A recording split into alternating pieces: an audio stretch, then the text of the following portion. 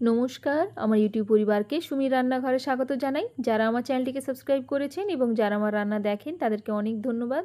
চলুন, আজকে যা গরম পড়েছে, এই গরমের দিনে সবসময় হালকা খেতেই ইচ্ছে করে, তাই আজকে বানিয়ে নিলাম উচ্ছে দিয়ে মুগের ডাল। এটা এতটাই টেস্টি হয়, বানিয়ে একবার অবশ্যই দেখবেন। প্রথমে আমি এক বাটি মুগ ডাল মানে 100 গ্রামের মতো মুগ ডালকে একটু হালকা করে ভেজে নিচ্ছি।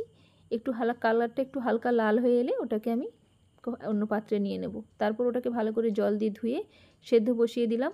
ভালো করে সেদ্ধ হয়ে এলে ওর মধ্যে দিয়ে দেব 1.5 চামচ নুন আর দেব 1 চামচ হলুদ গুঁড়ো।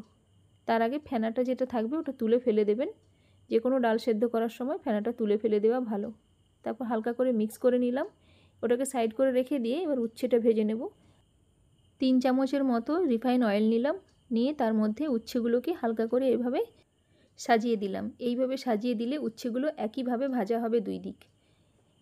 এবার ওটাকে তুলে নেব। তুলে নেওয়ার পর আরেকবার ফ্রাইং প্যানে একটু সরষের তেল দেব। 2 চামচের মতো সরষের তেল দিয়ে তাতে 1 চামচ পাঁচফোড়ন দিয়ে দিলাম। দিয়ে একটু ভাজা হয়ে এলে ওতে 1 চামচ আদা বাটা দিয়ে দিলাম। সামান্য ভেজে নিয়ে ওতে এবার ডালটা আমি দিয়ে দেব।